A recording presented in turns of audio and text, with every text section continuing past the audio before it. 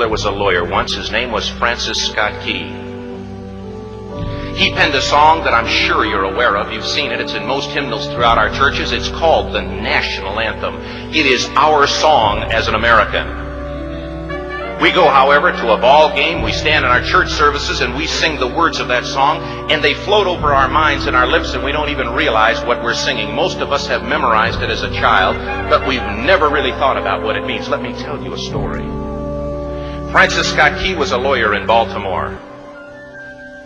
The colonies were engaged in vicious conflict with the mother country, Britain. Because of this conflict and the protractedness of it, they had accumulated prisoners on both sides. The American colonies had prisoners and the British had prisoners. And the American government initiated a move. They went to the British and they said, let us negotiate for the release of these prisoners. They said, we want to send a man out to discuss this with you. They were holding the American prisoners in boats about 1,000 yards offshore. And they said, we want to send a man by the name of Francis Scott Key. He will come out and negotiate to see if we can make a mutual exchange. On the appointed day, in a rowboat, he went out to this boat and he negotiated with the British officials. And they reached a conclusion that men could be exchanged on a one-for-one basis.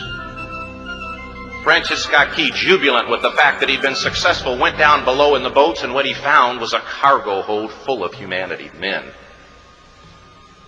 And he said, men, I've got news for you tonight. You're free. He said, tonight I have negotiated successfully your return to the colonies. He said, you'll be taken out of this boat, out of this filth, out of your chains. As he went back up on board to arrange for their passage to the shore, the admiral came and he said, we have a slight problem.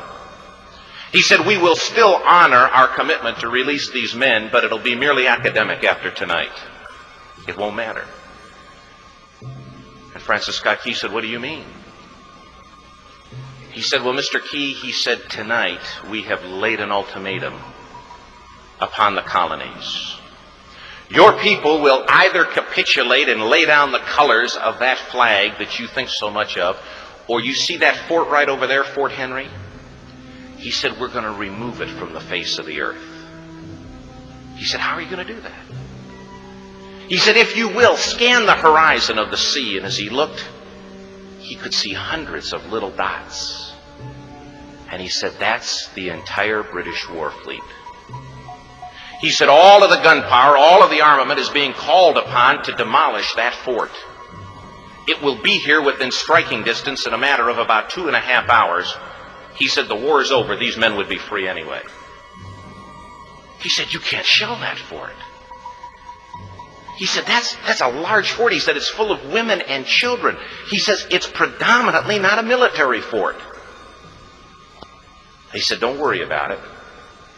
They said, we've left them a way out. And he said, what's that? He said, do you see that flag way up on the rampart?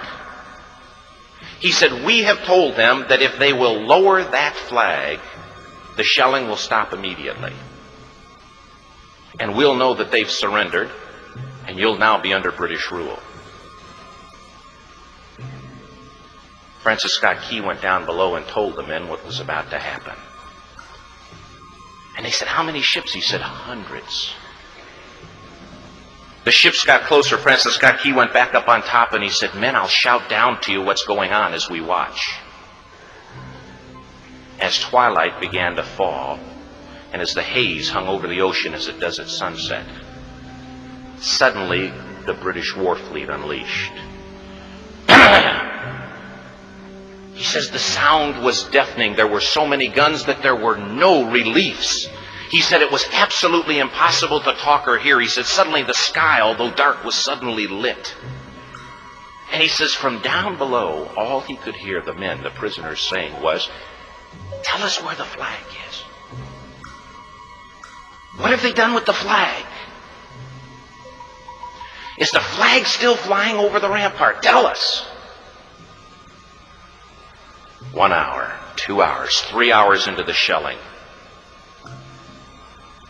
Every time the bomb would explode and it would be close to the flag, they could see the flag in the illuminated red glare of that bomb. And Francis Scott Key would report down to the men below, it's still up. It's not down. The admiral came and he said, "Your people are insane." He said, "What's the matter with them?"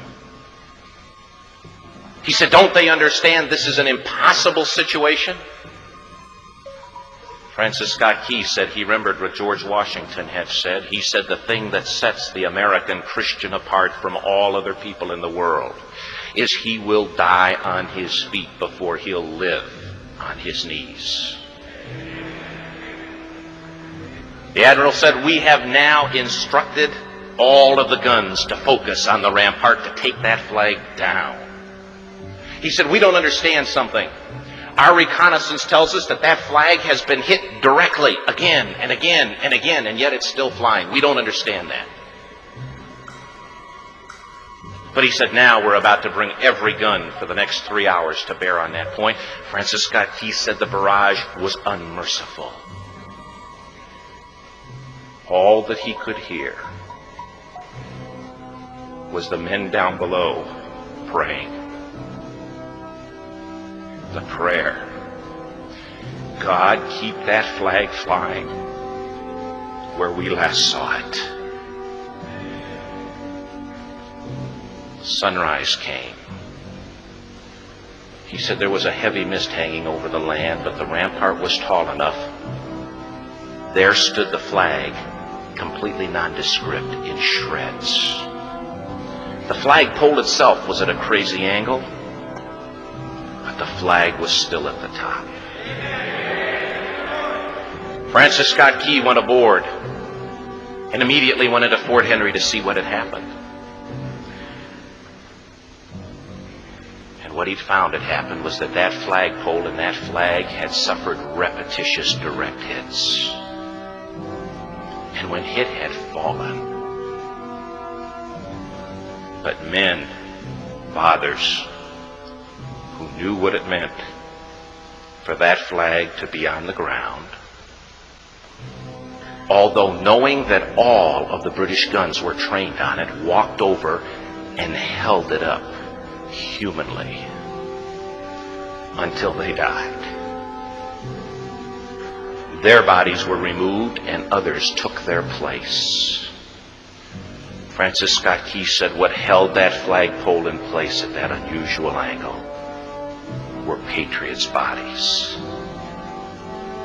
He penned the song, "Oh, say can you see by the dawn's early light what so proudly we hailed at the twilight's last gleaming? Or the rocket's red glare, the bombs bursting in air, gave proof through the night that the flag was still there.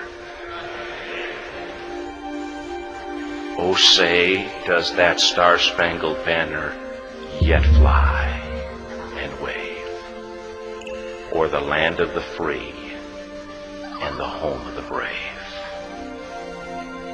The debt was demanded.